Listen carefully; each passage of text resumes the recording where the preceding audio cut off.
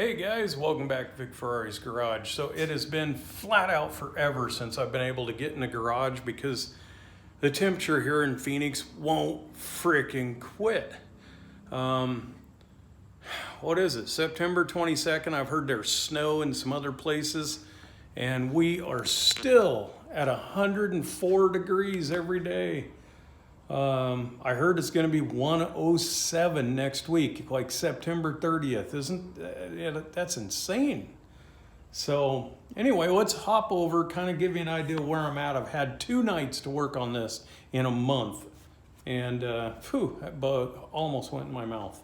So let's jump over, check some stuff out. I just got done welding. That's why I'm wearing the Vulcans. Still got to weld the radiator, do all my changes to that, so I'll make some video on that. Got to weld the gas pedal mount for the electric gas pedal, so we'll be doing a video on that. I did, however, build this station for my TIG and plasma cutter. So I got the station, built this rack to hold my my helmets and gloves and all that, and been sitting in front of the swamp cooler trying to survive out here. But let me show you something cool. One night I've decided to supercharge this thing, and that threw some serious curveballs into this. So this build was a simple throw an Ecotec in, plug it in, rock and roll. And I decided to go ahead and do something for you guys and throw a supercharger on here, which, wow, man, that totally threw this thing into a loop. I had to hunt down all the parts for the supercharger, so I know where you can get them. Great deals. Some do's and don'ts. If you get a supercharger, I'm used to the 671 blower. That's what I've had on my Chevette and everything. And it did not have Teflon on the blades to get that little tightness and better efficiency. And, you know, I cleaned it with carb cleaner. Do not clean with oven off, carb cleaner, brake cleaner. Don't touch it with any of those, because it will, methanol, gasoline, nothing. Soap and water. Soap and water. I'm guessing maybe some purple water, purple garage floor cleaner maybe, but I don't even know then. But it took that Teflon right off the blades on the supercharger, just stripped it right off.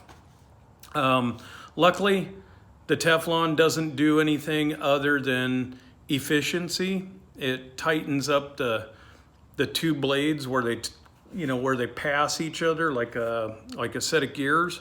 It just micro tightens it just so you get perfect air seal. But the blades don't actually touch each other, so it's not lubricating them or doing anything like that. It's just there for efficiency. So stripping it off happens to the meth heads.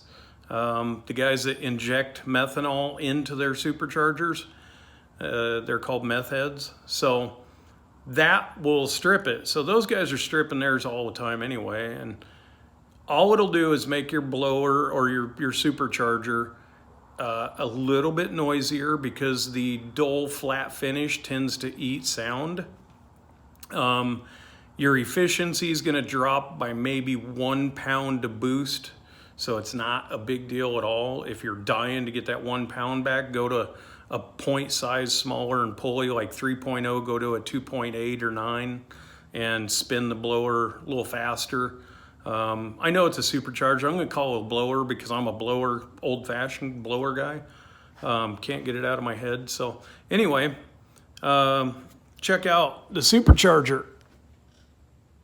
I painted it one night just for fun. I'm going to paint the engine, and should I leave it a surprise? Nah. Right there's my bigger oil pan. Holds an extra 1.5 quarts.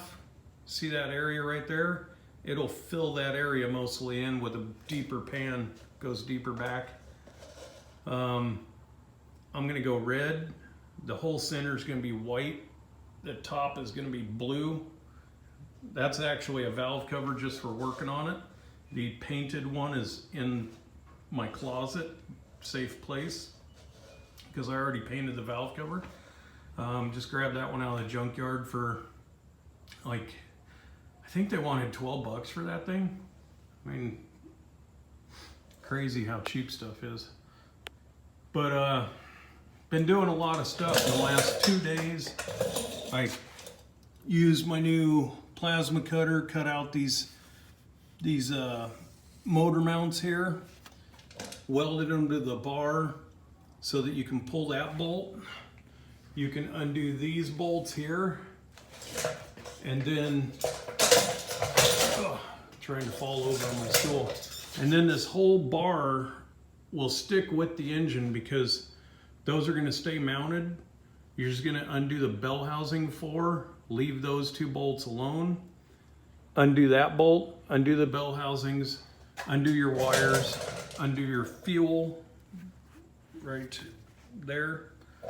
And then I built a motor mount and an extra bar on the front here about 20 minutes ago. You still see got the welder out, and I got the welder over here. I got the welder up there, the TIG. I'm surrounded by freaking welders. I love welders. Don't tell my wife, but if I could get those welders in bed, I'd sleep. Maybe I should sleep in the garage. Oh, that'd be cool. Anyway, that's weld porn, by the way. So I built this mount to take the weight, well, 2 things to make this whole piece one piece. I can remove it anytime I want, just by undoing those bolts. I can get the motor off it, but this is all one piece now. It helps me put it in better. I'm gonna have an addition to that, and I'll make a video on that to help pull the motor in. Just get it in place and then tighten the bolt, draw the motor in so that you don't have to fight the clutch and all that. I've got my safety bar, basically a roll cage for the radiator. It's not even close to done yet, but I got it started. It's going to mount to that center bar also, and it mounts to the top bar. So there's been a ton of work going to this, a mind-blowing amount of work figuring out sensors, figuring out the tune for the computer, and I am going to simplify and make all that easy for you guys. Once I get it done, I don't want to make a bunch of videos telling you, oh yeah, well I tried this, didn't work, so now we got this, and I don't want you to go back and forth on videos where I built something, it didn't work, I changed it. So once I get this done, I'm taking photos, I'm taking video, I'm going to build a montage, and I'm going to build a final video assembling the whole thing and educating on what sensors you'll need for map sensors, what sensors you're going to need for MAF sensors, which ones you're going to abandon,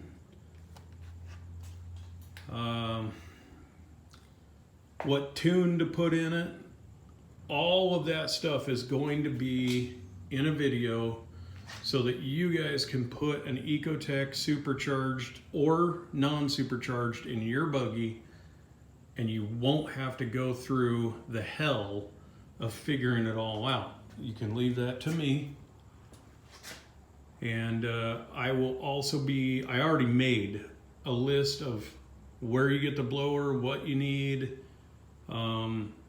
what alternator you need, everything from the junkyard you'll need, throttle body, what throttle body you're going to need, what jets you're going to need. Everything is going to be in this video coming up. Might be 2 or 3 videos away, but you're going to have everything so that you know what to do.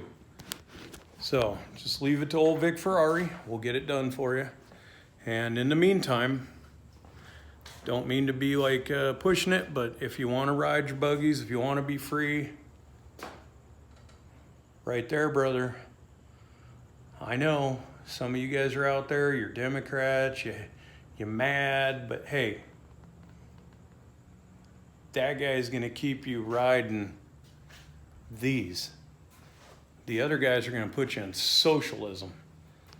Take all your shit away. Just ask anybody in Pennsylvania, California, Minnesota, Minneapolis. Oh, I think they're in the same place.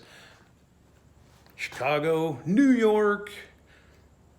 They're all still locked down. Get a clue, people. They're all Democrat. Stay together. Stay safe. We'll see you in the next video.